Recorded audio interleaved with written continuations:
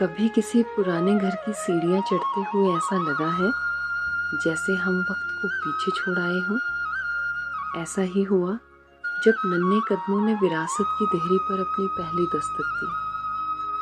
14 मई 2025 को राजकीय प्राथमिक पाठशाला बगाहर के बच्चे अपने अध्यापकों के साथ एक शैक्षिक भ्रमण पर जब कडेवल पहुंचे तब ऐसा ही कुछ हुआ।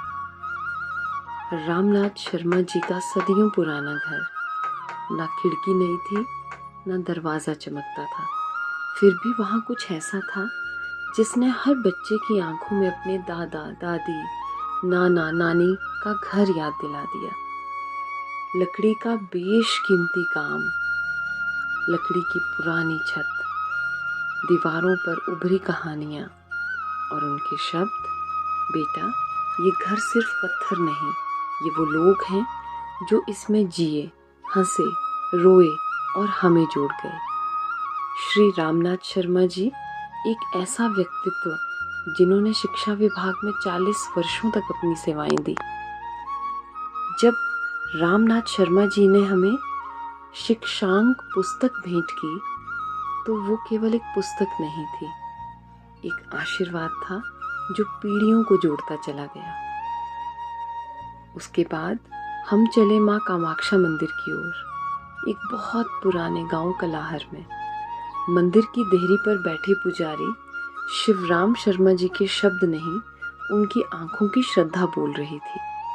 मंदिर समिति के अध्यक्ष श्री बिट्टू चौहान जी ने जब लकड़ी की नक्काशी को समझाया तो लगा जैसे हर लकड़ी, हर बारीक नक्शा हमें अपनी भाषा में कुछ कह रहा हो। जब वहाँ पर काम करते हुए कारीगरों को देखा और बच्चों ने उनसे बातचीत की तो ऐसा लगा जैसे उन कारीगरों के एहसास, उनकी सोच उस देवदार की लकड़ी पर उभर कर सामने आ रही हो। और तभी एक बच्चे ने धीरे से कहा, मैम ये मंदिर तो बोलता है। हम मुस्कुरा दिए क्योंकि सच में उस दिन वो मंदिर नहीं, हमारी संस्कृति की आत्मा थी जो बोल उठी थी।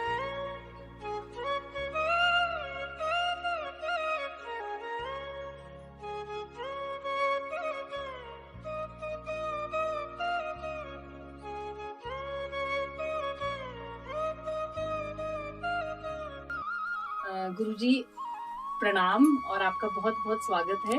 और आपने हमें समय दिया उसके लिए आपका बहुत बहुत धन्यवाद। हम आगे की कोई चर्चा करें जिस विषय पे हम आज आपसे मिलने आए हैं, उससे पहले आप अपना परिचय दें। आप बताएं अपने बारे में थोड़ा अपना, आप कहाँ से हैं, है ना, और आपका बचपन कैसा रहा वो सब बताएं। बचपन तो हमारा हर स्कूलों में पढ़ाई करते हैं। 8वीं और 10वीं के हमारे को मेरे को भेज दिया ब्राह्मण समाज शिमला में जी। वहाँ मेरा विद्यार्थी जीवन शुरू हुआ। अच्छा। और वहाँ ऐसा अध्ययन चलता था बिल्कुल ही। पिताजी हॉस्टल में आते थे कई बार, हमारे वहाँ सोते थे हॉस्टल में ही। अच्छा।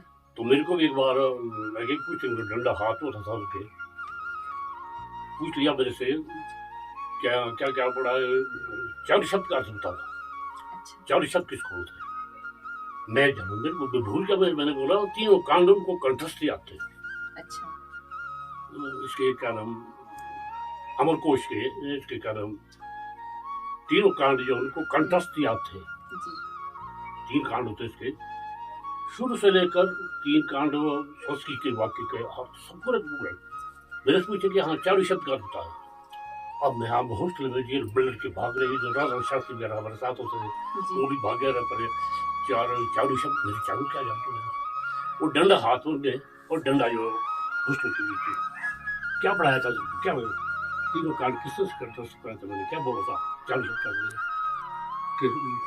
का बोले वो डंडा उड़ गया जिससे देखता था कि सुंदरम रुचिरम प्यारू सुषमम साधु शोभनम या कि इबन श्लोक बोला था।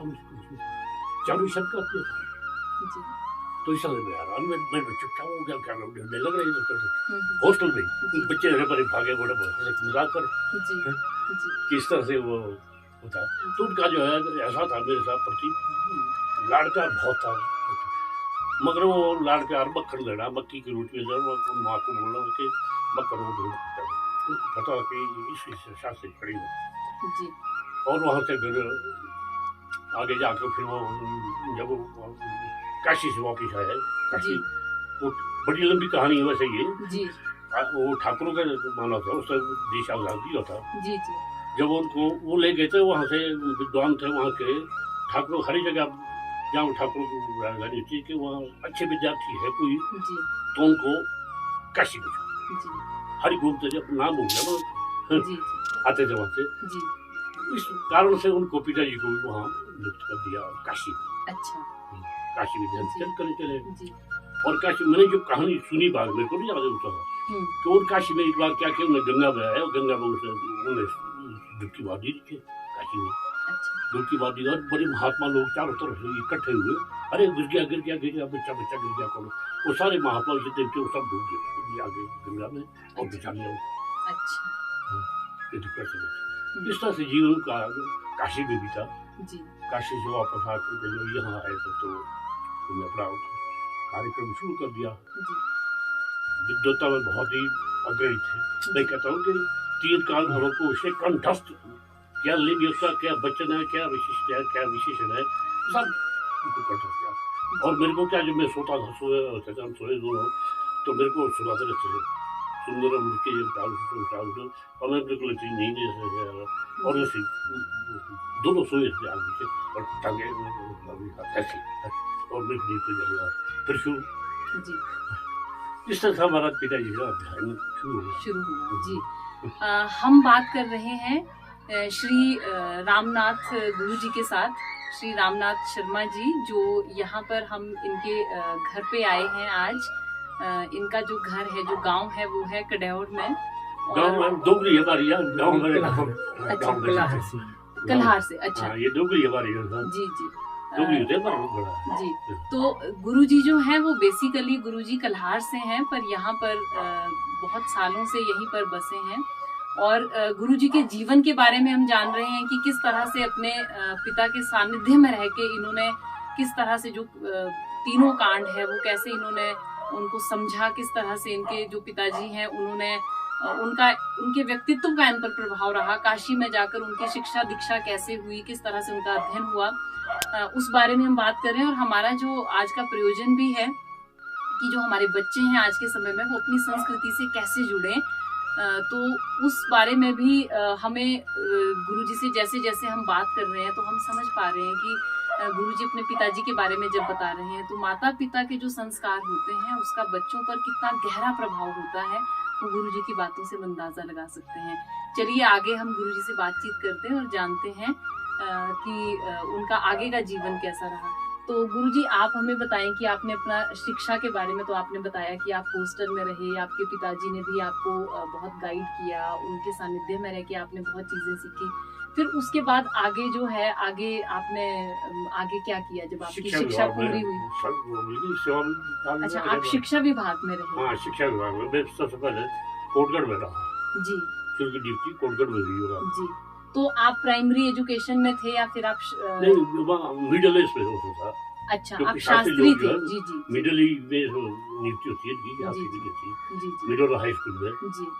तो वहाँ कोटगढ़ मेरा शुरुआत हुआ जी। और उसके बाद एक कांड और गया हमारे साथ जी। उस टाइम भी पिताजी का एक्सीडेंट हो गया। अच्छा। फौजी गाड़ी में जी।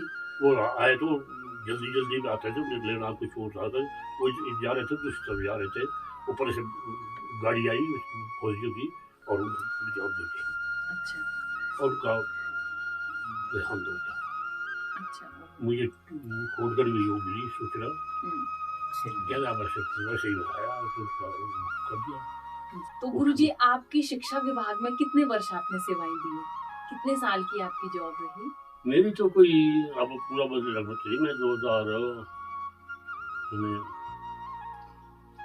मेरे खास में 40 साल तक। अच्छा, 40 वर्ष आपने सेवाएं दी।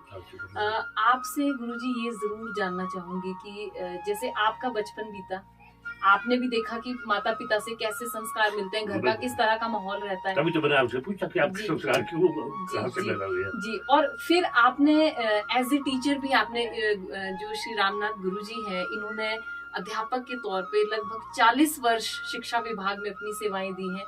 तो आपसे मैं ये जरूर जानना चाहती हूँ, आप हमें जरूर बताएं कि आपने अपना बचपन देखा, फिर जब आप शिक्षा विभाग में एज ए टीचर आप गए, तो वहां पर आपने बच्चों के साथ आपने इंटरेक्ट किया, बच्चों के अभिभावकों के साथ भी आप बातचीत करते होंगे, आपने वो दौर भी देखा कि बच्चों के संस्कारों में क्या परिवर्तन आया, और अब आप आज के समय का दौर भी देखते हैं, तो आपको क्या अंतर लगता है गुरुजी की, क्या अंतर आया? बहुत अंतर है।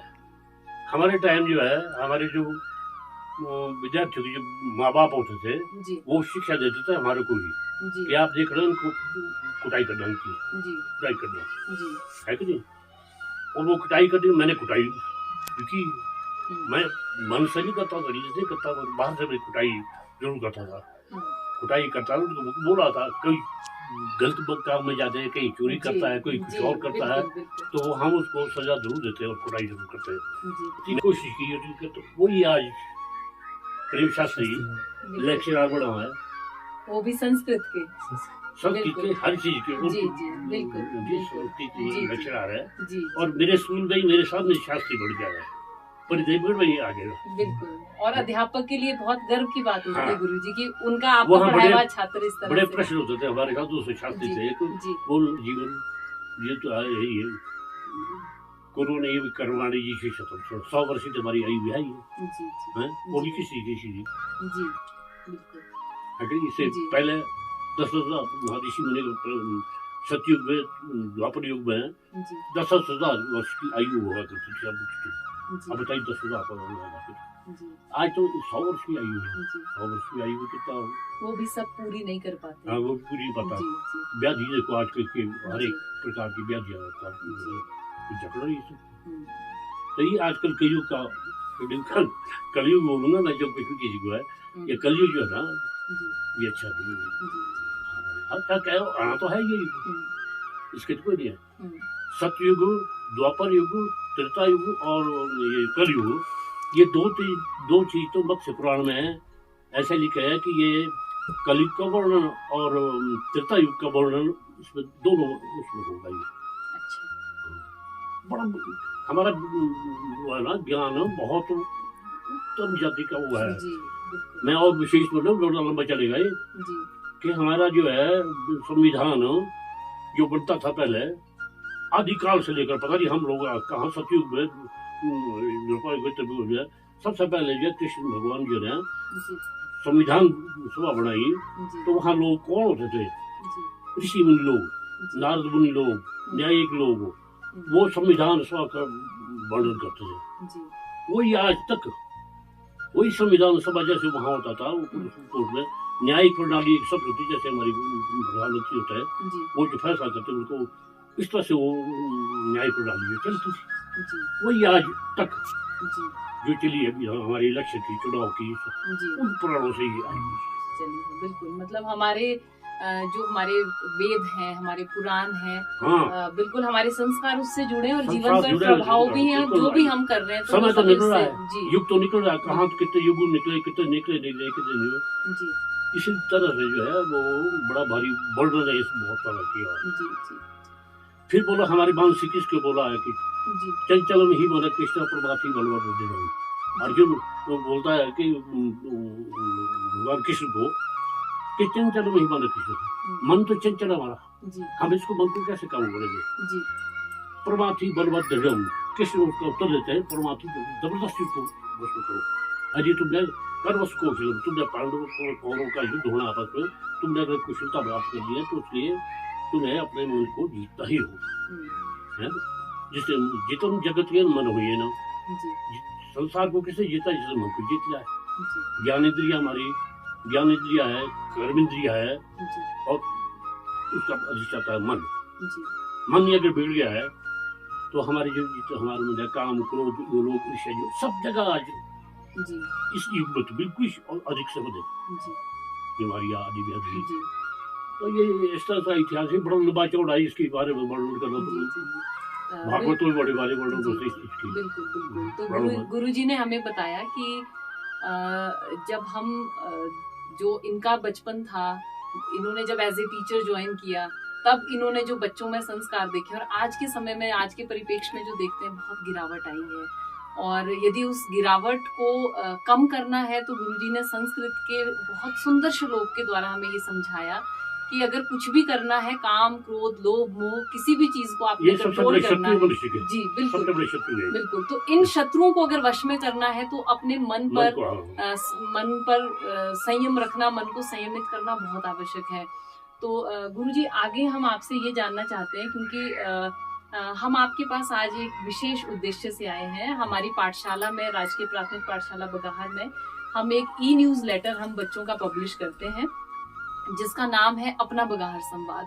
और अपना बगाहर संवाद, अपना बगाहर संवाद। और वो जो हमारा अपना बगाहर संवाद है, उसमें जो बच्चों के अभिभावक हैं, हमारे बच्चे हैं, अध्यापक हैं, वो सभी उसमें हर महीने अलग अलग थीम को लेके उसमें अलग अलग आर्टिकल्स लिखते हैं, राइट अप लिखते हैं, जो बच्चों की बिल्कुल मौलिक रचनाएं होती हैं, तो उसे हम उसमें पब्लिश करते हैं। इस माह की थीम जो हमारी है वो है कि हमारी ये जो पहाड़ी संस्कृति है, हमारे पहाड़ों में जो ये मंदिर बने हैं, इसकी जो शैलियां हैं, इन मंदिरों का जो इतिहास है, और जो पहाड़ी क्षेत्रों में घर बनते हैं, इसकी किस तरह की शैलियां हैं, छतें ढलानदार होती है, क्यों होती है, ऐसे बहुत सारे प्रश्न जो हैं वो, क्योंकि हर एक जगह का ज्योग्राफिकल एरिया अलग अलग होता है। जैसे घर यहाँ है, वैसे अगर आप पंजाब में जाओगे वहां नहीं मिलेंगे। तो पहाड़ों में पत्थरों को काट के घर बनाए जाते हैं, लकड़ी से घर बनाए जाते हैं, और यहाँ के जो घर हैं उनमें कुछ विशेष बात होती है। तो वो सभी क्या कुछ बातें हैं वो हम गुरुजी से जानने का प्रयास करते हैं। तो गुरुजी, आगे हम यहाँ की काष्ठ कला के बारे में बात करें, हम यहाँ की शैलियों के बारे में बात करें। पहले मैं जानना चाहती हूँ, यहाँ पर जो आपके जो देवी देवता हैं, जैसे मैंने कामाक्षा माँ के बारे में सुना है, तो आप थोड़ा सा उसका इतिहास हमें बताएं। हाँ, चलिए प्रसंग में चलिए आप जी। तो बहुत विस्तार से था, ये मैंने थोड़ा थोड़ा समझाया था। ये जी। हमारा यहाँ पहले तो हमारी है वहाँ की आसाम में है, योनि रूप में आसाम में है हमारी कामाक्षी जी। वहाँ मासिक धर्म होता है उनका जी। वो मासिक धर्म जो होता है वही मासिक धर्म वहाँ भी होता है जी। वो मासिक धर्म पहले आगे चारों तरफ पानी पानी होता है, पानी बिल्कुल साफ सुथरा पानी होता है। जब उनका मासिक धर्म आता है वो मासिक का बिल्कुल पर्दा लग जाता है, वहाँ बिल्कुल अंदर बिल्कुल लाल रंग के सारे हो जाते हैं, सारे रोग अनेक प्रकार के रोग जो है निरोग हो जाते थे, हर एक के व्याधियां जो खत्म हो जाती है। तो ये इसका हम लोग तो तभी हुआ विश्वास है कि जब इसमें जो है कामाख्या देवी का वो था। अच्छा, तो वहाँ जैसे आप कह रहे हैं कि आसाम में है, तो फिर यहाँ पर किस तरह से वहाँ से फिर वो कैसे आई हमारी कामाख्या देवी पर, वहाँ का मैंने कल संक्षेप में सुना था। हाँ, आप हमें बताएं। हाँ, तो वहाँ कामाख्या देवी में हमारे कौन थे बुजुर्ग लोग थे, कोई पता है, हमारे पिछली पुस्तकों को भी पता नहीं है। वहाँ लोग हमारे कहते वहाँ बड़ा सा था, पूजा पाठ करते थे, वो चंडी पाठ करते थे सारा तभी। तो ठाकुर का जमाना था। जी। 3 प्रकार हट माने जाते, श्री हट, राजहट, श्री हट, बालहट है। ये हट राजाओं की हट था, हट हटी लोग थे कि उसको बोला कि हाँ पंडित जी आप करो, कहते मुझको दिखाओ जो आप हुआ है कामाख्या जी को दिखाओ कहता। अच्छा। हाँ ठीक। अच्छा। कहते नहीं, कहते ऐसा नहीं हो सकता, कहते हवन हो रहा था, हवन उसके लिए सब कुछ किया जा रहा था कि नहीं हम लोग ऐसा नहीं कर सकते, नहीं करना पड़ेगा, नहीं समझ हम। तो बोला लाओ शाटिका लाओ, फटाफट शाटिका लाई और आओ जब मंत्र करते जब जुटते जब मैं शाटिका आई और जैसा रूप था शादी और जैसे जब हमारे बुजुर्ग को उठा जा है, उससे जो कला थी वो उठाई अपने इसमें चले गए, बल्कि धान था चारों तरफ अच्छी होता थी वहाँ पर। वहाँ से चल पड़े निकलते सड़कें तो होती नहीं टाइम, कहाँ से पैदल ही होगा, कहाँ से आया वो, इधर से आया वो, यहाँ सड़कें होते हैं और यहाँ का लोग में सही बढ़ रहा होता लंबा चलेगा आपके ये दिन। वहाँ से फिर एक आ रहा था, वो आ रहा था उससे बुजुर्ग पड़े, वो ये थी वो कई गुफाओं में छुपे हुए थे, उधर कुछ डाकू भी थे साथ, चोर भी थे, कुछ उनको मारने के लिए कुछ थे कैसे थे। वो डाकू भी बड़े जा रहे थे, वो भी आ रहे हैं। बोलो अच्छा जो तुम लोग समझा, बोलो जी आपके मारने वाला वो डाकू, बोलो आपको तो खतरा है, बोलो कोई ना करेगा। बोलो अच्छा मैं छुप जाता हूँ, आप बोल रहा नहीं किसी को। वो कौन थे वो समझाने वाले, उनके देवगढ़ थे, अच्छा राजपूत।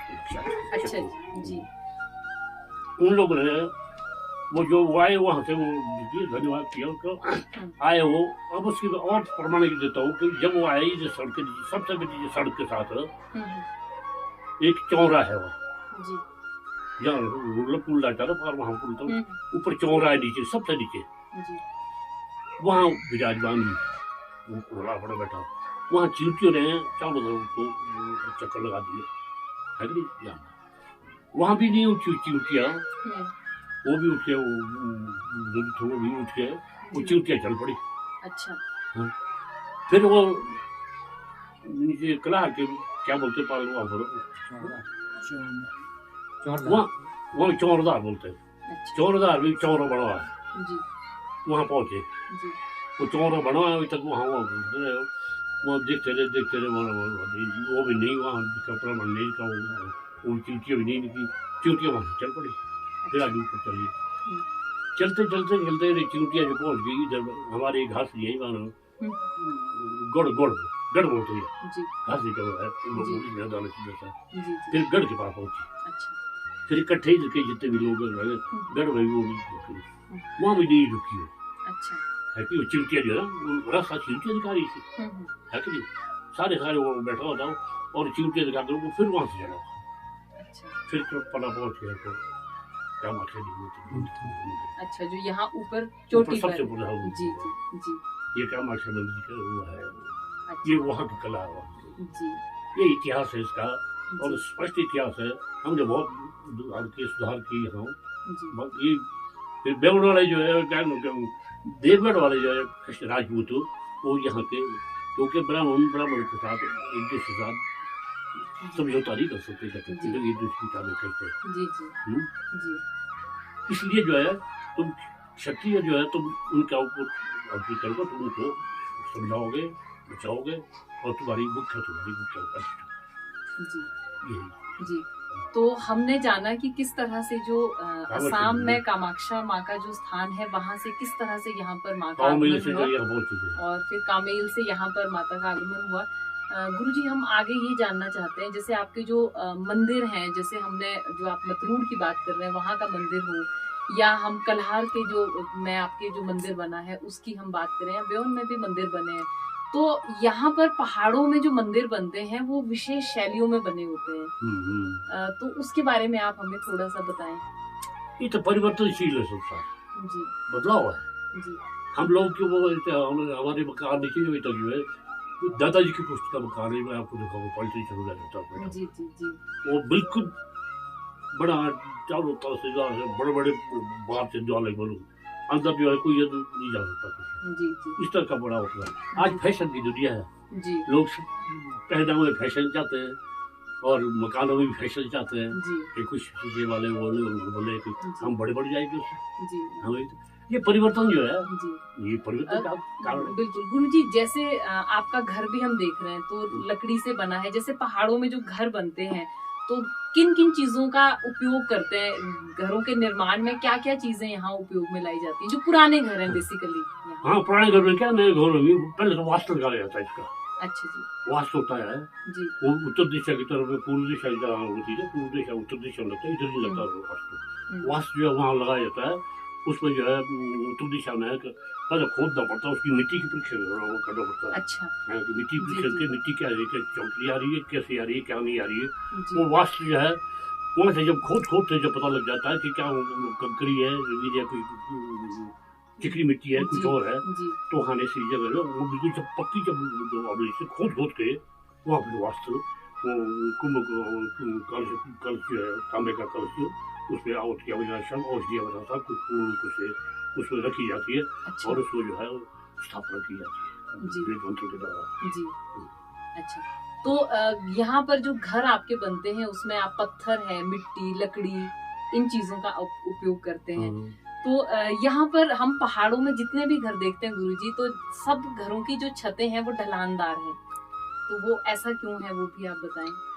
ढलानदार ऐसी है ना, हमारे जो भी है आगे जो दक्षिण की तरफ जो है ना हमारा नहीं होना चाहिए। अच्छा। मुहूर्त देते हो जी। दक्षिण की तरफ हमारा पाँव नहीं जाना चाहिए। अगले दिन मौसम साफ और दूसरे दिन जब बाद हम निकले सारा बर्फ के साथ भरा। अब सामान कुछ 6 ऋतुएं जो है जी अपने समय के अनुसार होती थी। होती थी। तो जो वो जैसे आप बता रहे हैं कि बर्फ खूब गिरती थी, हर मौसम जो है, हर ऋतु अपना विशेष बिल्कुल, प्रभाव बिल्कुल। दिखाती थी। 6 ऋतुएं तो जी अब और अनुकूल 2-2 महीने के बाद पूर्ण जी। रूप से अपने उस टाइम इतना कलयुग नहीं आया था जी जी जितना आजकल सड़कें जी, जी। तो गुरुजी उस समय में जैसे बहुत ठंड होती थी, बर्फ बहुत है, ठंड बहुत है, तो उस दौरान जो ये आपके जो ये पुश्तैनी घर जो थे, पुराने घर थे, इसमें ठंड या इसमें कैसा इसमें टेम्परेचर रहता था? कुछ नहीं, बिल्कुल टेम्परेचर गर्म हो जाते थे बर्फ के बीच। अच्छा। हाँ, मतलब क्योंकि घर जो है पुराने चारपाई वगैरह कुछ नहीं होते थे, हम जमीन में सोते थे, जी जमीन के अंदर सोते थे नीचे। जी जी वहाँ हमारे को बड़ा आनंद आता था सोने में भी और करने में भी। जी वो जमीन में आजकल जो ऊपर उठ रहे हैं, कभी पीठ में दर्द हो रही है, कभी कुछ हो रहा है, जी हम पहले आसन में आकर सो जाते थे। जी जी जी तो ये उस समय का आज साक्षात्कार के जो इससे पहले का जो भाग था उसमें हमने जाना गुरुजी के व्यक्तिगत और व्यावसायिक जीवन के बारे में, और जिस तरह की सीख हम सबको इससे मिलती है कि आने वाले जीवन में किस तरह से हमने अपनी दिनचर्या को रखना है, या आज से पहले किस तरह से दिनचर्या होती थी। तो यदि उस हिसाब से आज के समय में हम सारी जो इनके द्वारा बताई गई बातें हैं उनको पूर्ण रूप से हम जो है फॉलो करते हैं, तो निश्चित तौर पर हम जो है अपनी जीवन शैली में सुधार कर सकते हैं। तो आइए चलते हैं इस अंक के अगले अध्याय की ओर। तो गुरुजी, मैं आपसे ज़्यादा कुछ नहीं जानना चाहूँगा, बस मैं 1-2 प्रश्न आपसे पूछना चाहूँगा कि मैंने एक कहानी सुनी है। हमारे गांव में लगभग एक गांव से लगभग 3 किलोमीटर की दूरी पर जो है एक मंदिर बना। बहुत लोगों ने वहाँ पे अपनी इच्छा के अनुसार, वहाँ पे अपना सामर्थ्य के अनुसार दान किया, पत्थरों का दान किया, पैसों का दान किया। लेकिन कुछ समय बाद क्या हुआ कि वहाँ की जो भी रीति रिवाज होते होंगे या जो भी नियम होते होंगे, बाद में कुछ समय बाद उस मंदिर को गिराना पड़ा, क्योंकि वो वही वास्तु की बात जो चली थी या दिशाओं की जो बात चली थी उस हिसाब से वो नहीं बन पाया। तो मैं आपसे एक छोटी सी बात जानना चाहता हूँ कि जब भी हम मंदिर निर्माण करते हैं तो क्या इस तरह की गर्भगृह की स्थापना में या प्रवेश द्वार की स्थापना में या मंडप की स्थापना में क्या कोई दिशा का जो कोई महत्व रहता है, ताकि उस दिशा के अनुसार जो है वहाँ पे वो स्थापित हो सके और कई पीढ़ियों तक जो है हमें उस कुलिष्ट देवता का आशीर्वाद मिल सके? बिल्कुल कहा आपने। हर एक चीज जो मुहूर्त में जो है वो मुहूर्त में जो है हर एक दिशाओं का ज्ञान है, हर चीज का ज्ञान है। मंदिरों का भी वही निर्माण है, अपने देवता है जैसे भी है। तो पूर्व दिशा में होना बड़ा जरूरी होता है। उत्तर दिशा और पूर्व दिशा हमारे लिए मंदिर बनाने में भी और ये कहीं है, हर एक जगह ये तो हमने गुरु जी से जाना कि जो भी मंदिर बनते हैं या कोई भी आपकी जो है दैविक जो आपकी आस्था है, उस आस्था के हिसाब से अगर आप कुछ बनाना चाह रहे हैं तो उसमें दिशाओं का, गर्भगृह आपका कहाँ होगा, प्रवेश द्वार आपका कहाँ होगा, ढलान आपके किस तरीके से रखनी है, तो इस बारे में हमने गुरुजी से जाना। गुरुजी, मैं आपसे एक बात और जानना चाहता हूँ कि कई बार हम जब बैठते हैं, हमारी तो अभी इतनी उम्र भी नहीं है जितना आपका अनुभव है और जितना आप जो कह रहे हैं कि लगभग 40 वर्षों की आपने सेवाएं दी शिक्षा विभाग में, तो कई बार जब लोग बात करते हैं, मैं भी उनसे बात करता हूँ, अभी हम भी मतलब ये जानने की इच्छा रखते हैं कि लोग कहते हैं कि मंदिर और देवठी ये 2 अलग अलग चीजें हैं। तो मैं थोड़ा सा जानना चाहूंगा आपसे कि आप इस पे थोड़ा प्रकाश डालें कि वास्तव में ये मंदिर या देवठी दोनों अलग चीजें हैं या सिर्फ ये एक भ्रम ही है? ये जितनी भी देवठियाँ बनी है, हिमाचल बोलते हैं ना, ये देव वो है, क्या नाम वो है, देवताओं का वो जी है, जी जी है। जी। तो जितने भी मंदिर बने एक दूसरे की नकल करके से बनाए गए हैं अपने देवठी के लिए। हाँ, मतलब बेहतर बनाने के लिए कि हाँ, मतलब एक हिसाब से उसको जो हमने एक उच्च स्तर पर ले जाना है, लेकिन है भ्रामक सारी चीजें। और जैसे गुरु जी कह रहे हैं कि हर प्रकार से आज के समय में, आज के वर्तमान परिदृश्यों में जो है हर तरह की नकल का जो एक चला है चलन, और मंदिर और देवठी निर्माण में भी इसी तरह की नकल का लोग चलन करते हैं। हमें ये बात ध्यान में रखनी चाहिए कि आपका अपना अस्तित्व है और आपके रीति रिवाज अलग हैं, आप उसी हिसाब से जो है उसमें बना के कीजिए। तो बस एक छोटा सा प्रश्न गुरुजी, अंतिम प्रश्न मैं आपसे पूछना चाहूंगा कि जो आजकल ये नाहन शब्द चला है, ये देवता नाहन जिसे कहते हैं पहाड़ी भाषा में, कि नाहन को ले जाएंगे देवता जी। हाँ जी, हाँ जी। तो उसका कितना महत्व आप समझते हैं और किस तरीके से आप इस चीज को देखते हैं? ये ठीक है, ये गंगा स्नान कर लेते हो, कहाँ विजिट हो जाते हो, गंगा तो सब हरिद्वार में सब नहाने लिए जाते हैं, कहीं भी जाते हैं, ये प्रथा अच्छी है। सात्विक रूप से जाते हैं, वहाँ कोई वो नहीं होती, बलि बुली नहीं, चूंकि सारी हुई है।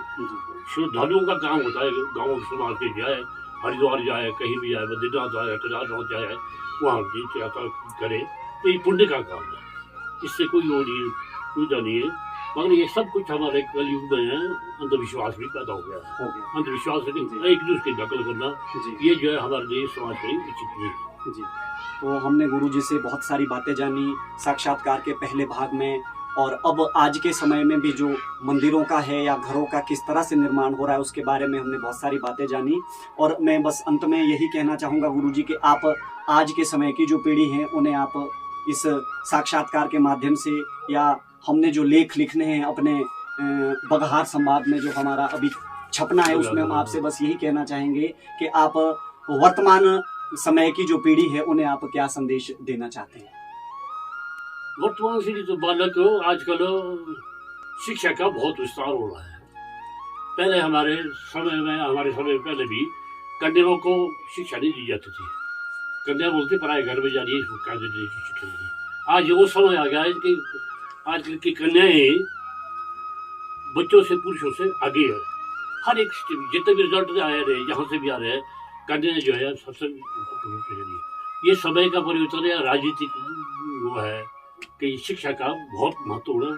जब कन्या जी शिक्षित होगी तो उसका दोनों परिवार, ससुराल वाला परिवार भी और परिवार भी, दोनों सुधरते हैं, एक शुद्धता है। तो इसलिए कन्या का प्रशिक्षण होना बहुत सही है, उत्तम है, इससे सुधार होगा। और समाज में जो है जो वैमनस्यता एक दूसरे की वो है, ईर्ष्या द्वेष है, ये भी समाप्त हो जाएगी। ये मेरा कारण है कि ये सही है, बिल्कुल ठीक है कि कन्याओं को विशेष महत्व जो हमारी सरकार ने भी दिया है, देश सरकार ने भी दिया है कि कन्याओं को उचित वो प्रभुत्व दिया जाए, और दिया जाएगा। अब सबको ये लाभ मिल रहा है। बहुत बहुत धन्यवाद गुरुजी, हमने आपकी व्यस्त दिनचर्या से जो ये समय लिया, मैं आपका बहुत बहुत धन्यवाद करता हूँ। और प्राथमिक पाठशाला बगाहर की ओर से आपका एक बार फिर से बहुत बहुत धन्यवाद। मैं आप लोगों का भी सबका धन्यवाद करता हूँ जी। और हम उम्मीद करते हैं कि इस साक्षात्कार के बाद निश्चित तौर पर हम में और हमारे बच्चों में जो नित्य प्रति के जो नियम है या हमारे जो जीवन जीने की शैली है उसमें सुधार आएगा। आप सबका और आपका बहुत बहुत धन्यवाद।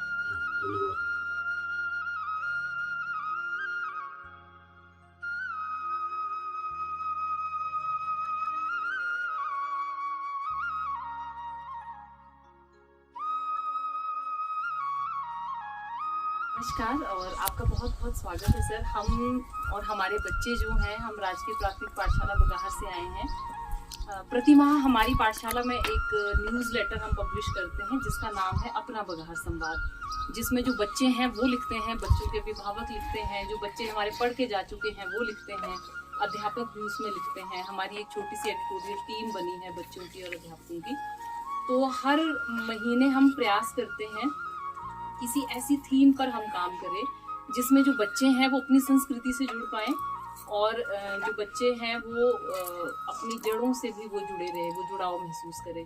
तो इस महीने हमारा जो थीम है वो है कि जो हम यहाँ पर पहाड़ों में जब हम देखते हैं तो विशेष तरह के घर बने होते हैं और जो मंदिर है वो विशेष प्रकार के मंदिर बने होते हैं। तो हम इस महीने का हमारा यही थीम है कि वो कौन सी शैली में होते हैं, उसमें काष्ठ कला कैसी होती है, वास्तुकला कौन सी होती है, किन किन बातों का उसमें ध्यान रखा जाता है। तो हम इन्हीं सभी प्रश्नों के साथ हम आज आए हैं एक बहुत ही ऐतिहासिक गांव में, जिस गांव का नाम है कल्हार।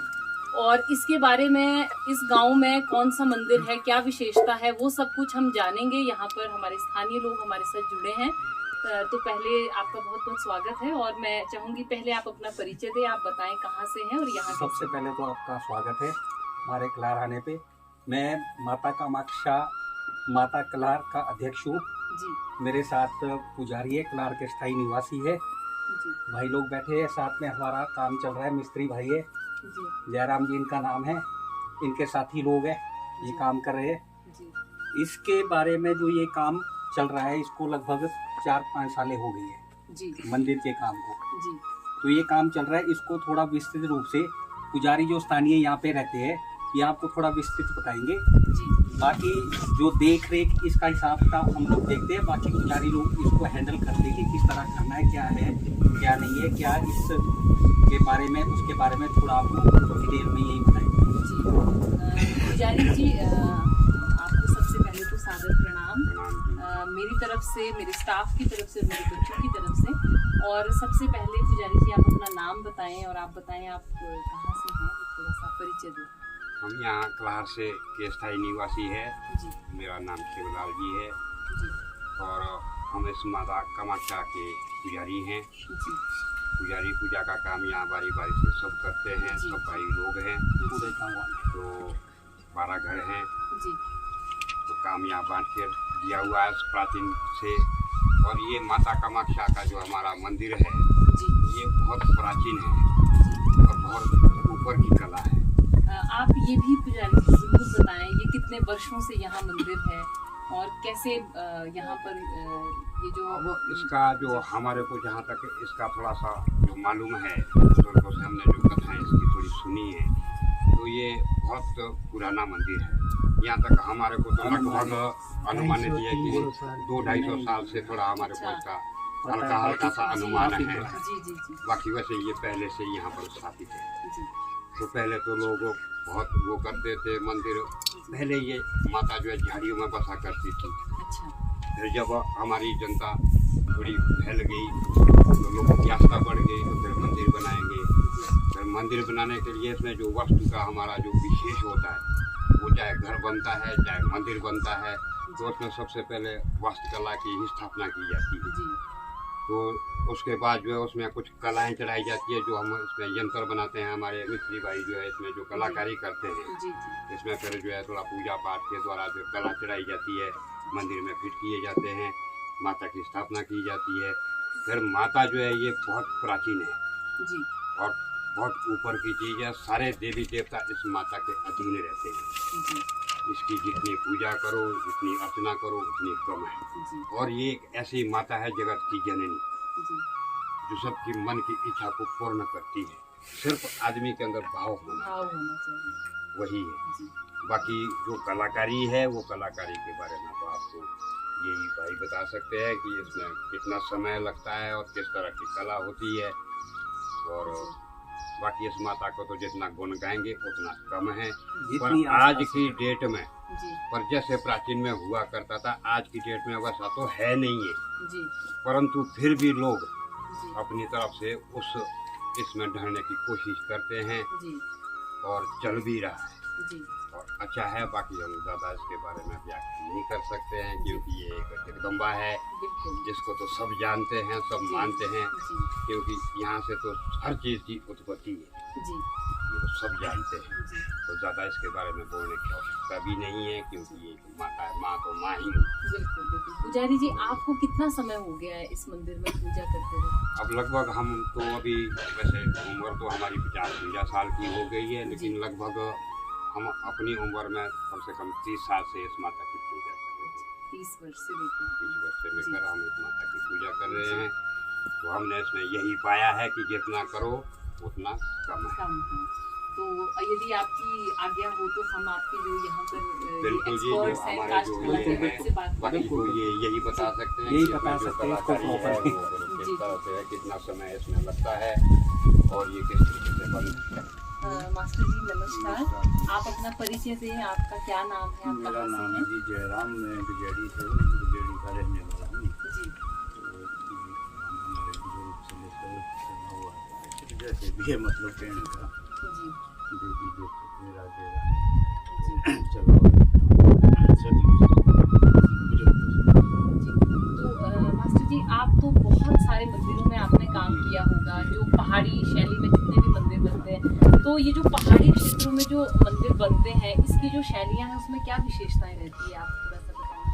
तो शैली का तो क्या हमारे तो ऐसा है कि जैसे अब शैली तो अब शैली का मतलब तो मैं समझता नहीं। जैसे नागर शैली में है, कौन सी शैली में मैक्सिमम जो है हमारे ये जो उत्तर भारत के हमारे जो स्टेट्स हैं वो मैक्सिमम जो मंदिर है वो नागर शैली में यहाँ बनते हैं, हाँ, है ना। ये जैसे आप ये जो ये ये लकड़ी में, हमारी ऐसे लकड़ी है, देवदार का लकड़ी जी। अच्छा इसमें जो ये हाथ से ड्राइंग करते हैं हम अच्छा अपने दिमाग से ही समझो तो ये तो कौन कला सा दिखाते हैं। अपनी कला दिखाते हैं इसमें।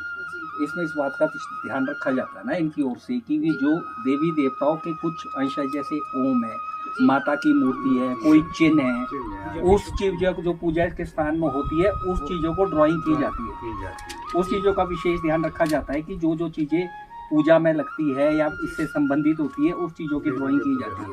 जी हाँ जी। अच्छा, तो मतलब आप ये कह रहे हैं कि मंदिरों की दीवारों पर ये जो भी नक्काशी होगी उसमें जैसे कि हमें यहाँ पर जो कारीगर हैं इस काष्ठ कला को करने के, और जो मंदिर कमेटी के अध्यक्ष हैं, मंदिर के पुजारी जी हैं, ये भी जैसे हमें बता रहे हैं कि इसमें विशेष रूप से ध्यान रखा जाता है कि जो माता के विशेष चिन्ह हैं, जैसे ओम है या माता की मूर्ति है, जो भी आप कह रहे हैं, जो भी है, तो उन सभी चिन्हों का इसमें प्रयोग किया जाता है। प्रयोग किया जाता है कि फिर इसको प्रस्तुत किया जाता है माता के पुजारी ब्राह्मण जी वाला ये जो है शुद्ध किया जाता है, उसके बाद उसको लगाया जाता है। मास्टर जी थोड़ा सा आप हमें ये बताएं, जैसे मंदिर की जो छत होती है थोड़ी अलग तरह से बनी होती है यहाँ पर मंदिर की छत, तो वो किस तरह से? रीति रिवाज जो हमारा पहाड़ों में होता है जी, उसी तरह हमारे जो नक्शा जो पहले नक्शा होता है, जैसे पहले बुजुर्गों से लेकर चला आइए तो उसी तरह हमारा छत इसी तरह बनेगी।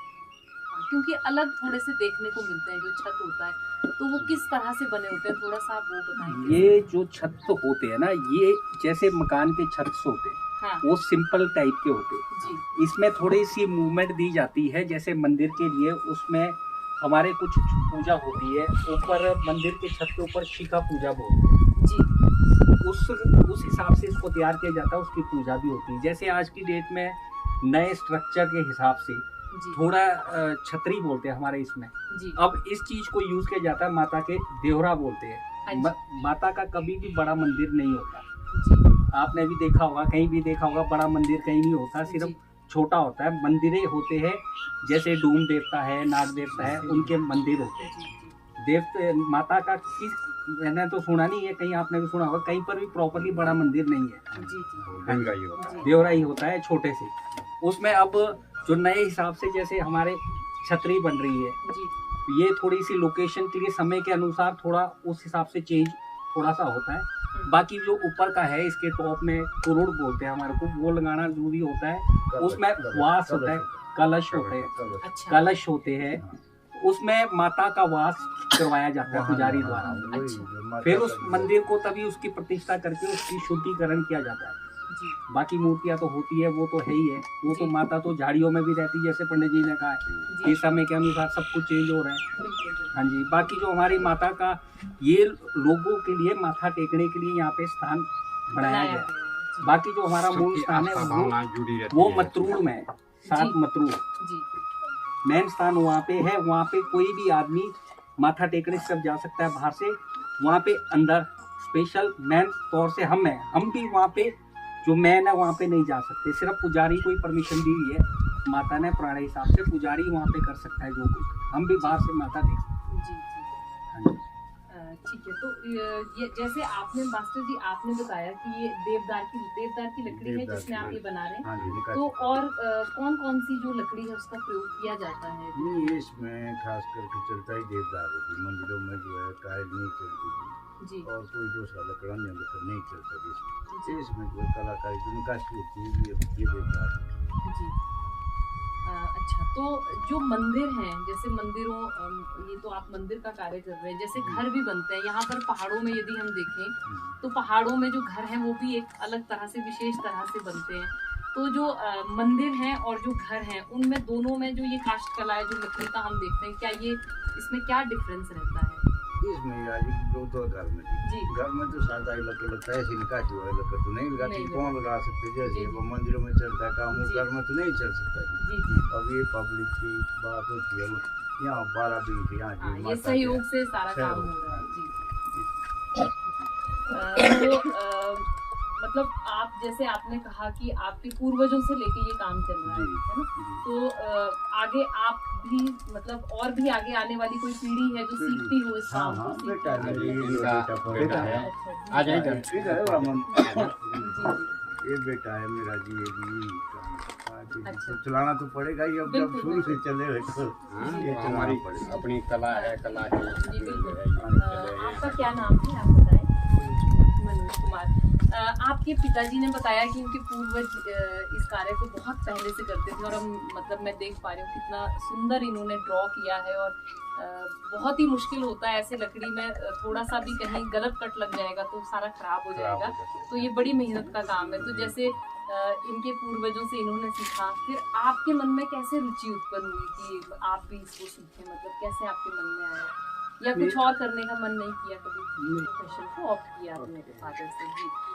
ठीक है, तो पहाड़ों में अभी भी वैसे काष्ठ कला की हम बहुत सारे नमूने देखते हैं, पर फिर भी हम आज के दौर में ये देखते हैं कि बहुत सारे चेंजेस हो रहे हैं क्योंकि यहाँ पर जो ट्रेडिशनल चीज़ें जितनी थी, जैसे हम स्लेट की छतें देखते हैं या हम उसका स्थान धीरे धीरे कंक्रीट, ये सरिया, लोहा और ये सब चीज़ें ले रहे हैं, है ना?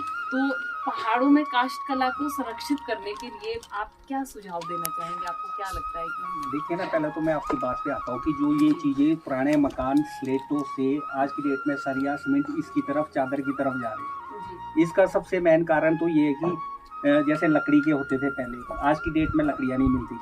जी छत जो हमारे स्लेटों के छत लगे, आज की डेट में ये स्लेट मिलना बड़ा मुश्किल है। अगर बड़ी मुश्किल से मिलती है तो ये मिलती है जंगलों में कहीं पे, वहाँ से चार्जेस बहुत पड़ जाते हैं। एक तो वो काम करता नहीं है जी कोई कर भी रहा है मंदिर के लिए लेने, उनके मंदिर का काम ही पूरा नहीं हो रहा।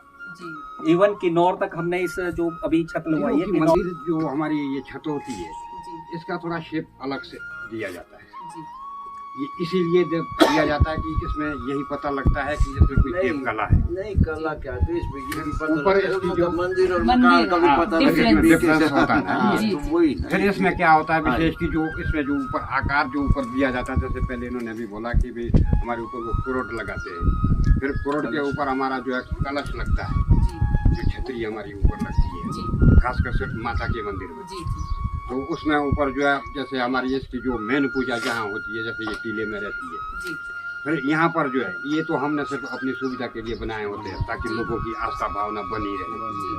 तो फिर वहाँ से उस देवी का जो है आवाहन करना पड़ता है, उसकी पूजा करनी पड़ती है, वहाँ से ला करके उसको जो है फिर यहाँ स्थापित करना पड़ता है। जी मेन कला तो आपकी वहीं रहेगी, वहीं, पर कुछ अंश उस कला का जो है आपके इसमें यहाँ आ जाएगा, बाकी ये तो सर्वत्र है। जी तो यहाँ ला करके फिर लोग आस्था भावना से आते हैं, माथा टेकते हैं, अपनी इच्छा प्रकट करते हैं, क्योंकि जो इसकी मेन जगह होती है वहाँ तो आम आदमी जा नहीं सकता है। इसीलिए जो ये बुजुर्गों ने हमारे पहले इस तरह की शैली बनाई है, तो आज भी इसमें लोग कायम हैं, चले हैं। ये जो मंदिर है इसमें हम देख रहे हैं ये लकड़ी की कुछ ये हवा से हिल भी रहे हैं और आवाज बड़ी अच्छी इसमें आती है। ये क्या हो इसमें गया? हमारी पहाड़ी भाषा में बोलते हैं घूड़ी बोलते हैं। गुरूड़ी बोलते हैं पहाड़ी ये यहाँ पे तैयार कर रहे हैं।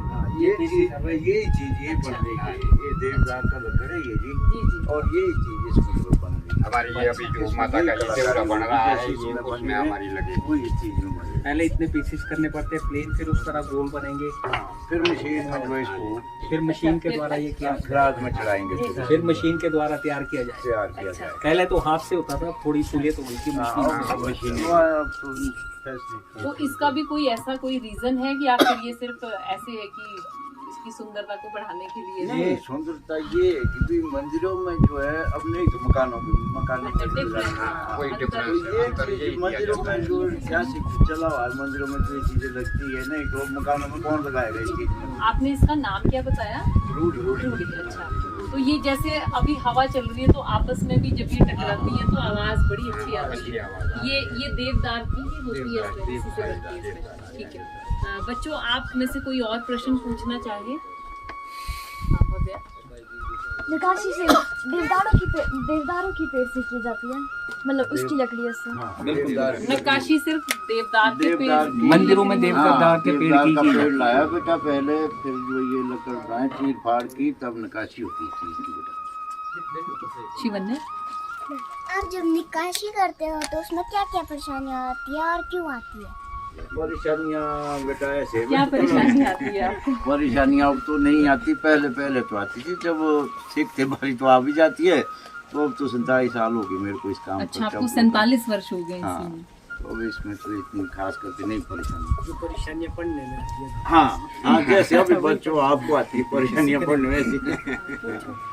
पहाड़ी क्षेत्रों में बरामदे क्यों होते हैं सिर्फ लकड़ी के, सीमेंट के क्यों नहीं होते? अच्छा, ये पूछना चाह रहा है कि घर में बाहर जो लकड़ी के होते हैं ना, लकड़ी के बेटा इसलिए होते हैं कि सर्दी में जो है गर्म रहता है ना, सीमेंट ठंडा होता है इसलिए होता है।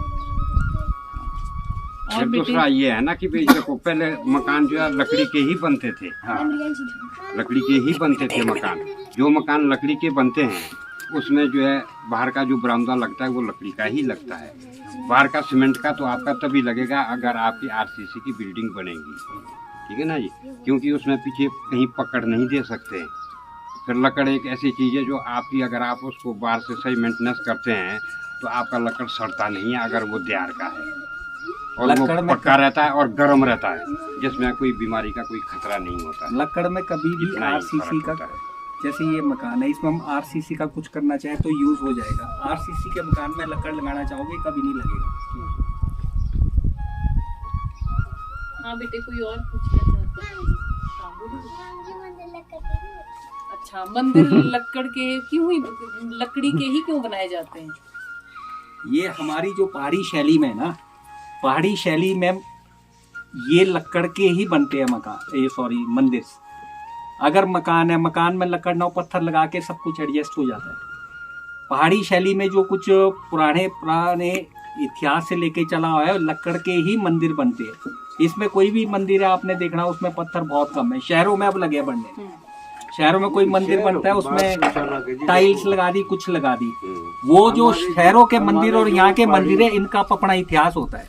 गांव के मंदिर के कुछ इतिहास होता है, शहरों में ऐसे कर लेते हैं स्थापना की माता का मंदिर हो गया जी। प्राचीन चली है कहते हैं वही यहाँ चलानी है, वीरभद्र जी भी बोलते तब तो चलो। पर वो भी बोलते कि भी जो मंदिरों में हमारे जो पिछली कलाकारी कहते हैं उसको और जितनी बढ़ा सकते उसको और बढ़ाना है। इस तरह। तो ये जो जैसे मंदिर में इस तरह के काम करते इसमें खर्चा भी बहुत आता होगा, तो कोई ये लोग आप सभी अपने सहयोग से ही करते हैं या कोई इससे पहले तो सब कुछ लोग अपनी कलेक्शन से करते थे, आस्था होती, कुछ दान देके कोई कुछ करके। अब गवर्नमेंट से भी एड्स मिलती है जी।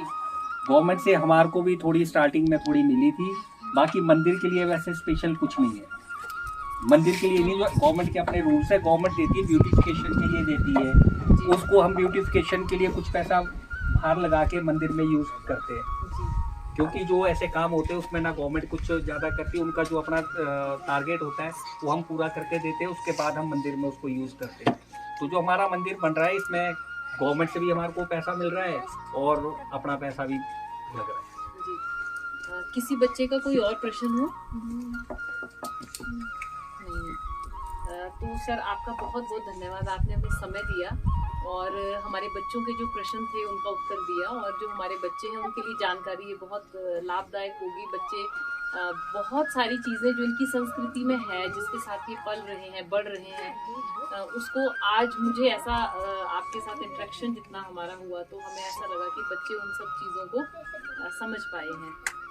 जैसे आपने अभी कहा कि जो अभी 2 वर्ष पहले जो हमने प्राकृतिक आपदा देखी है, कितनी बादल फटे, इतनी बारिश हुई, और आपने कहा कि हमारे यहाँ पहाड़ों में, पहाड़ी शैली में जो मकान हमारे बने हैं, जो हमारे घर बने हैं, और जो हमारे अभी पहाड़ी शैली से जो हम शिफ्ट हो गए हैं, जो पाश्चात्य सभ्यता की ओर हम बिल्कुल अग्रसर होते जा रहे हैं, हम कंक्रीट के बिल्डिंग्स हम खड़ी करते जा रहे हैं, तो उसमें बहुत ज्यादा नुकसान हमने देखा। पर आपके अनुसार, और हमने खुद भी उस चीज को देखा है, हम उसके खुद भी आई विटनेस हम हैं कि जो पुराने जो मकान थे लकड़ी पत्थर से बने हुए, वो आज भी वैसे के वैसे हैं। तो ये सब चीजें जब हम देख रहे हैं, तो आप क्या संदेश देना चाहेंगे आने वाली पीढ़ी को और हमारे समाज को? आप क्या संदेश देना चाहेंगे? इसमें जो पुरानी शैली के मकान है, इसमें कुछ मजबूरियां होगी जो नहीं बना पा रही। मजबूरियां, सबसे पहली मजबूरियां तो है लक्कड़ आज की डेट में नहीं मिलता, सबसे बड़ी मजबूरी है। फिर चलो बाकी चढ़ाई के पत्थर हो गए, कुछ हो गए, फिर होगी स्लेटें। फिर दूसरी चीज होगी स्लेटें। स्लेटें मैंने जैसे आपको पहले भी कहा कि मंदिर के लिए भी हमारे को 2 साल इंतजार करना पड़ा, उसके बाद मिली है। मकान के लिए तो काम मिलेगा। तीसरी चीज, चलो किसी ने अरेंज भी कर दिया, वेट कर दिया। फिर तीसरी चीज ये कि आज की डेट में ऐसा कोई कारीगर नहीं है कि जो इसको इस तरह से फिट करे। ये वाली प्रॉब्लम भी दिन प्रतिदिन बढ़ती जा रही है। यही कारण है कि इस पे जो पीछे की ओर जा रहे हैं। जैसे भी अध्यक्ष महोदय ने कहा मास्टर जी कि ये जो कला है, अगर इसको बचाना है तो इसको, इस कला का ज्ञान रखने वाले कारीगर भी होने चाहिए। पर जैसे अभी अध्यक्ष महोदय ने कहा कि वो बिल्कुल विलुप्त हो रही है, तो आप इस काष्ठ कला में आप निपुण हैं, आप पारंगत हैं, आप इतना बढ़िया आप काम करते हैं, आप आने वाली पीढ़ी को क्या संदेश देना चाहेंगे? हम कि यही बोलेंगे कि दोबारा भी और हट के ये अब इसी के कोई जैसे बच्चे हैं, कोई जैसे मैंने अपना बच्चा भी लाया हुआ है साथ ही, तो मतलब ये क्योंकि चढ़ना चाहिए आगे से आगे जो है ये काम जो है और भी आगे से आगे होना चाहिए। मंदिरों का हो गई कलाकृति जो है ये चढ़नी चाहिए। तो आप सबका बहुत बहुत कारण धन्यवाद। तो ये है इसका कि जो हमारी ये घट रही है। और दूसरी चीज ये कि आज की डेट में जो मिस्त्री लोग हैं, कारीगर लोग हैं, वो सीमित मात्रा में रह गए। जो लोकलिटी अब ये भी अपने सिर्फ मंदिर के काम तक ही सीमित रह गए। अगर घर के काम की ओर कहीं पे जाए तो ये मंदिरों के काम स्टॉप हो जाएगी। तो इसलिए इन जो हमारे मिस्त्री भाई लोग हैं, ये भी मंदिर के काम में ही ज़्यादा रुचि करते हैं और इस पे ही ज़्यादा ये रखते हैं। तो पुराने मकान आपने देखे होंगे, यहाँ पे तो इस टाइम मेरे ख्याल से यही है पुराने, बाकी यही है, बाकी सब खत्म है। हमारे भी सिर्फ हमारा ही मकान है, आपने वो देखा ही है। हाँ, वो पुराना है। पुराने मकान इस तरह होते थे, वो थोड़े लो टाइप, डाउन होते थे, दरवाजा छोटा होता था और अंदर से प्रॉपरली लकड़ के, क्योंकि पहले मौसम एटमॉस्फेयर का भी फर्क पड़ता था। बर्फ गिरती थी, इस पे बर्फ प्रॉपरली टिकती थी, ऐसे स्लेटों पे नीचे स्पोटें अच्छी होती थी, सब कुछ होता था। तो आज मौसम में भी वही है, बर्फ कुछ इस पे आती है, एकदम से निकल जाती है। हर चीज को देखते हुए चेंजिंग के साथ आदमी का रहन सहन भी सब चेंज हो रहा है। चेंजेस तो आ रहे हैं बिल्कुल। आप जो अध्यक्ष महोदय हैं मंदिर कमेटी के, वो बिल्कुल सही कह रहे हैं, बहुत सारे परिवर्तन आ रहे हैं। पर फिर भी जो हमारी पाठशाला में पढ़ने वाले जो छोटे छोटे बच्चे हैं, इनके मन में भी बड़े सारे प्रश्न हैं। तो अगर पुजारी जी की आज्ञा हो तो ये भी अपने प्रश्न पूछ लें। तो बेटे कौन पूछना चाहेगा? हाँ, पूछो बेटा। भव्या पूछो बेटा। भव्या पूछो। पहाड़ी इलाके होते हैं ना हमारे, उनकी छत ढलावदार की होती है, मतलब टेढ़ी जैसी, ऐसे क्यों होता है? बेटा इसलिए होती है कि जैसे हमारे पहाड़ी में बर्फ गिरती थी पहले बहुत, अगर ढलानदार तभी होती है ताकि बर्फ उस पे टिके ना, थोड़ी स्लिप हो जाए और थोड़ी रहे तो उससे प्रेशर ना पड़े छत के ऊपर। अगर हमारी प्लेन होगी, प्लेन आपने देखा होगा सेब के पौधों के ऊपर या किसी पौधों के ऊपर बर्फ टिकती है, वो टूट जाती है। इसलिए वो ढलानदार दी जाती है कि ताकि उसका पानी और बर्फ रुके ना और वो रैब होके बाहर निकल जाए। और बेटा? हाँ पूछो बेटा। पहाड़ी क्षेत्रों में जो नक्काशी की क्या विशेषताएं होती है? किस बात की नक्काशी? ड्राइंग की कर रहे हैं, इसकी क्या विशेषता है?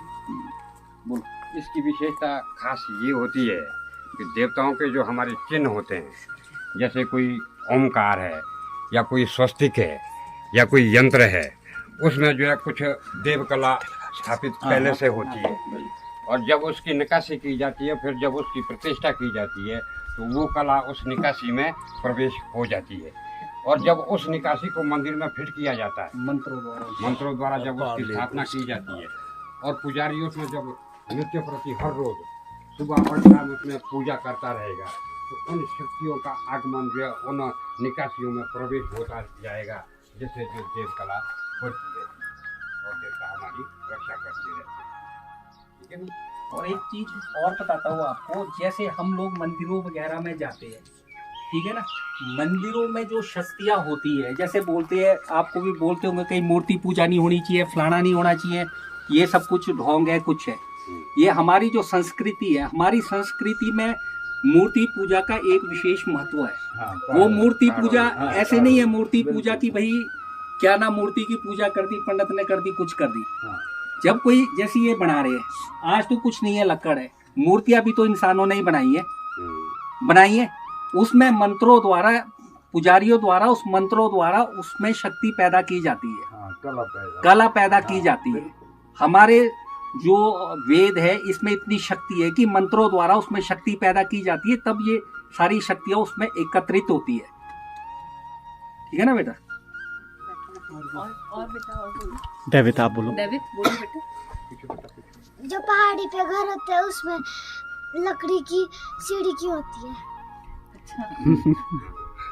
जो पुराने घर इन्होंने देखे हैं, बिल्कुल। अभी हम यहाँ पर जब हम पहुंचे, आपके इस गांव में हम कलहार में पहुंचे, तो एक गांव था, एक घर था, सॉरी, वहाँ पर, तो वहाँ पर लकड़ का इतना मोटा दरवाजा था और उसमें वो हल्का सा वो दरवाजा खुला हुआ था, तो अंदर लकड़ी की सीढ़ियाँ थी। तो ये बच्चे पूछ रहे थे कि ये लकड़ी की सीढ़ियाँ इसमें क्यों है, तो मैंने कहा हम जहाँ जा रहे हैं वहीं जाके पूछेंगे। बेटा ऐसा होता है ना, सीढ़ियाँ तो ऐसी थी बेटा, जैसे अब मकान है बना अंदर ना, जैसे ऊपर छंदड़ में हमारे बोलते, पहाड़ी भाषा में छंदड़ बोलते उसको ना, ऊपर जाना तो उसके जाने के लिए सीढ़ी तो लगनी, ऐसे किस में जाएंगे? वो एक स्पोर्ट होती है, जैसे हम बाहर जो है कमरे में जाने के लिए पेड़िया लगाते हैं ना, उसी तरह से फिर अंदर हम लकड़ की सीढ़ी को तैयार करते हैं, वो पेड़ियों की तरह होती है जिसके ऊपर चढ़ा जाता है, उसी तरह की सीढ़ी होती है जाने की। पहले आसानी से उसके ऊपर लक्कड़ चढ़ा के जाता मकान है। होते थे सारे, लक्कड़ के मकान होते थे, आज सीमेंटेड है तो सरियों की सीढ़ियाँ, इसकी ग्रिल्स की सीढ़ियाँ बनती, कुछ बनती है।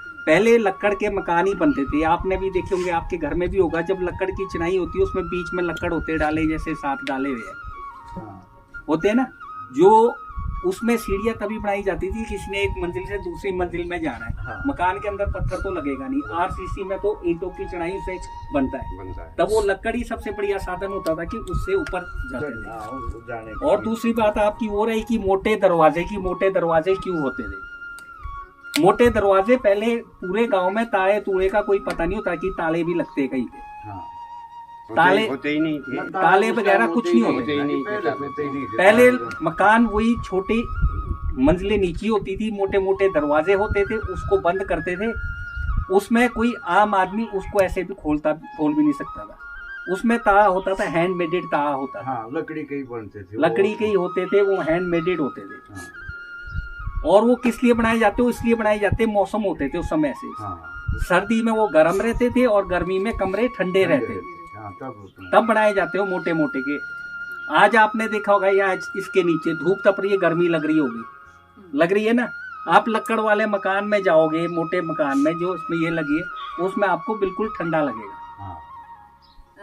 बच्चे अगला प्रश्न पूछे, मेरे मन में एक प्रश्न आ रहा है, जैसे आपने अभी कहा कि इसमें लक्कड़ लगे हैं, पत्थर लगे हैं, ये जो लकड़ी और पत्थर से जब मकान बनते थे तो इसमें लक्कड़ और पत्थर का बैलेंस कैसे बनता था? इसमें कोई परेशानी नहीं आती थी?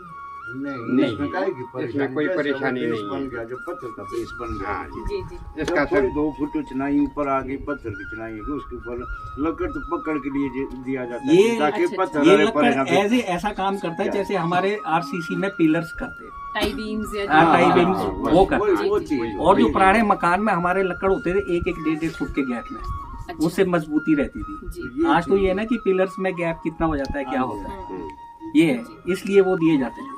जी, नहीं आज तो है ना ऐसा, जैसे आरसीसी के जो कहीं भूकंप कर आ गया तो उजाड़े आ गई कहीं, तो लकड़ में जो तो ये पुराने मकान है इसमें तो मतलब ही नहीं बनता है, इधर उधर हिले कुछ नहीं। अच्छा, इसकी- मतलब भूकंप या कोई भी जो प्राकृतिक आपदाएं हैं आता है उससे उसके भी लिए बिल्कुल सेफ हाँ जी, है। तो सेफ है, क्योंकि इसमें जो लकड़ लगे होते हैं उसके जोड़ जो है आर और पार मिले होते हैं। आपकी जो पिछली दीवार होगी उसका जो लकड़ होगा उसमें जो है जो कोने की जो दीवार है वो लकड़ भी उसी में आके मिलेगा, फिर अगली दीवार का लकड़ भी उसी में, जब चारों इसका उदाहरण आपके सामने ही पेश है। अभी आपदा हुई, हमारे बागी में कितना नुकसान हुआ किसमें, जो नई शैली से मकान बन रहे हैं उस पे। जो पुराने मकान है पड़ी तो वहाँ भी पड़ी, उसमें इतनी नौबत नहीं है जितनी नई शैली के मकान में। वो अभी भी सेफ है, वो अभी भी सेफ है, सुरक्षित है। वो आपके सामने आपने भी देखा होगा, आते जाते आपने देखा। तो यही कारण है कि इसकी मजबूती और उसके लिए होता है। जी पूछो बेटा। मंदिर में छत क्यों होती है पत्थरों की, ऐसी क्यों होती है? कैसी? इसमें ये ऐसी छत क्यों होती है पत्थरों की? ये वाली छत क्यों नहीं होती जो पार्टी? अच्छा ठीक है, बैठो। पुराने घरों में बच्चा ये पूछना चाह रहा है कि जो पुराने घर है ये पत्थर की स्लेट वाली छत क्यों है? तो क्योंकि बच्चे का प्रश्न स्वाभाविक है सर, क्योंकि आजकल जितनी भी छत देखते हैं तो वैसे ही नहीं। उस टाइम पता क्या, जो उस टाइम जो है पत्थरों की छतें तब दी जाती थी पुराने में, उस टाइम चादरें बनी नहीं, चादरें बनी भी नहीं थी। और उसकी क्या विशेषता रहती थी, मतलब जो स्लेट की छत है उसकी क्या विशेषता है, कैसे भिन्न है वो, थोड़ा सा वो? ये सिर्फ इसका इतना ही फर्क है जी, ये एक तो पहले चलो उपलब्ध हो जाती थी, काम करते थे, फिर एक दूसरे की लोग मदद भी करते थे, क्योंकि ये चीजें जो है थोड़ी उठाने में भी भारी है और दूर से लानी पड़ती है। जी जी। लेकिन आज की डेट में अगर ये पक्की होती थी जी, ये सदियों के लिए, जब एक बार लग गई जी तो ये सदियों के लिए लग जाती है, जब तक ये सड़ेगी नहीं। जी जी जी। तो और पक्के के लिए पक्की होती थी। जी। अब आज की डेट में तो ये चीजें ना कोई निकालता है ना कोई उठाता है, दूर से कौन प्रावधान करे। फिर आज अब सरकार ने भी कुछ ऐसी फैसिलिटियाँ तैयार कर दी, अब चादरें आ गई, लोग फिर हल्का भी देखते हैं। जी बोलिए। क्योंकि समय तो आज की डेट में किसी के पास है नहीं है, फिर ये युग का परिवर्तन है, लोगों के पास जितना आ रहा है लोग उसको फालतू बेकार भी कर रहे हैं, अब है नहीं है। अब स्लेट को लाना है या इसके लिए फिर लकड़ तैयार करना है, तो आज की डेट में लकड़ निकालना तो कोई आसान मुश्किल काम है नहीं है। जैसे अभी अध्यक्ष जी ने भी बताया कि किन्नौर तक आपने प्रयास किया, फिर इतना लकड़ वो अरेंज करना वो बड़ा मुश्किल हो गया। अब आज की डेट में लोग यही देखते कि चलो पैसा लग गया तो कम से कम काम जो है जो 1 महीने में आना वो 15 दिन में निकल गया, तो अपनी सुविधा भी लोग देखते हैं। जंगल भी है नहीं है, गवर्नमेंट ने काफी सख्ती कर रखी है। फिर थोड़ा सा छतों में जो है एक परिवर्तन होता है। हमारे जो घरों की छत होती है ये थोड़ी सिंपल सी होती है, सीधी लगती है।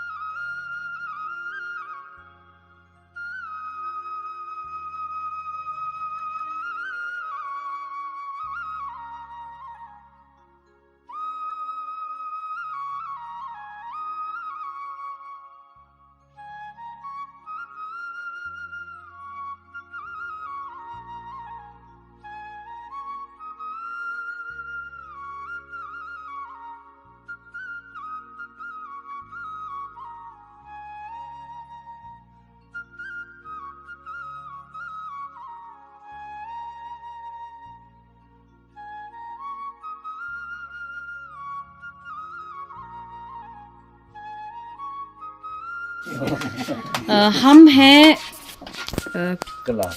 कल्हार में, जो तहसील ठियोग में पड़ता है, और कल्हार में एक मंदिर का निर्माण हो रहा है। माँ कामाक्षा का मंदिर जो है उसका निर्माण हो रहा है, और यहाँ पर जो मंदिर कमेटी के अध्यक्ष हैं वो हमारे साथ हैं, मंदिर के जो पुजारी जी हैं वो हमारे साथ हैं, और हमारे साथ हैं वो कलाकार जो इस मंदिर में जितनी भी काष्ठ कला है उस कार्य को कर रहे हैं। हम देख पा रहे हैं कितनी सुंदर नक्काशी देवदार का जो ये देवदार की जो लकड़ी है इसमें की गई है, ओम को हम देख पा रहे हैं, और भी बहुत सुंदर सुंदर चिन्ह इन्होंने बनाए हैं। आगे हम देखेंगे कि ये किस किस तरह की नक्काशी जो है कर रहे हैं। अगली नक्काशी देखते हैं, इसमें भी बहुत ही सुंदर काष्ठ कला जो है उसका उदाहरण हमें देखने को मिलता है।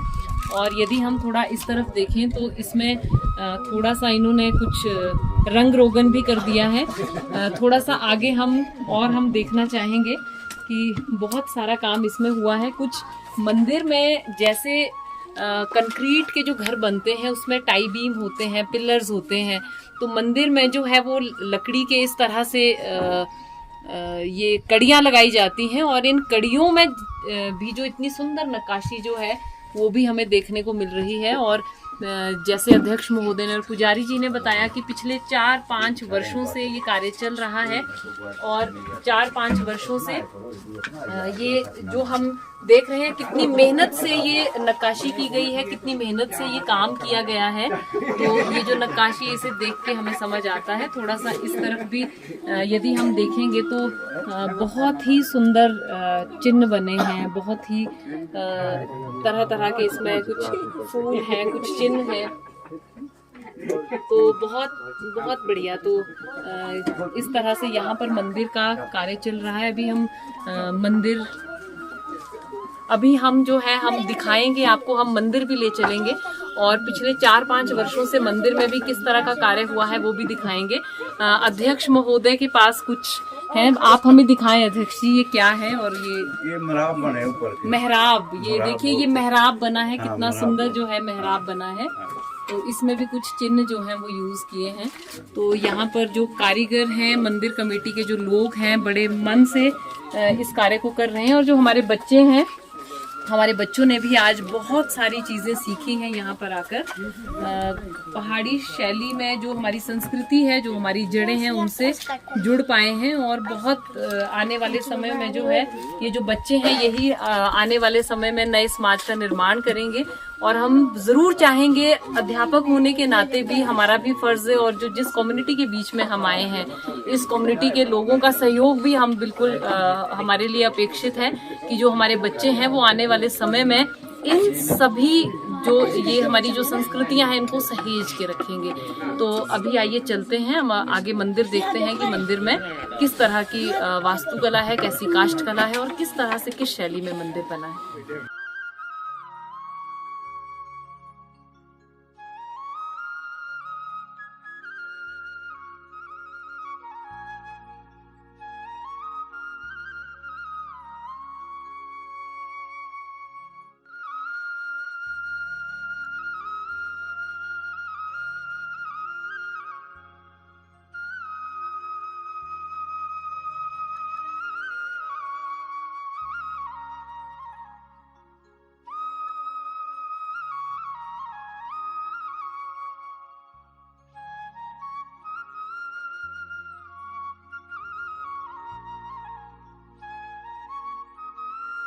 से साफ की गई है, मशीनों द्वारा स्लेटें बनाई गई है, फिर इसको प्रॉपरली लगाया गया है। अच्छा, जो स्लेट्स हैं वो भी मशीनों से प्लेन्स की गई, अच्छा, सफाई की गई जी जी, सफाई करके इसको बराबर कट करके फिर फिटिंग की गई जी। डबल स्लेट्स लगती है अब इसमें जो ये अच्छा। चीज है, ये 4 जो कोने बने ना, ये जी जी, इसके ऊपर लगने कोरड 4, अच्छा, कोरड बोलते हैं। ये जो ऊपर को आधा हुआ अभी कहाँ, अभी तो सच्चरी तैयार हुआ है, छत लगा के। जैसे तो काम तो अब होना है इसमें, जैसे घर में मकान का काम भी छत लगती है, उसके बाद आधा काम पेंडिंग होता है। जी जी, वही हिसाब है, छत हमारी काम अभी पेंडिंग है। जी बिल्कुल बिल्कुल।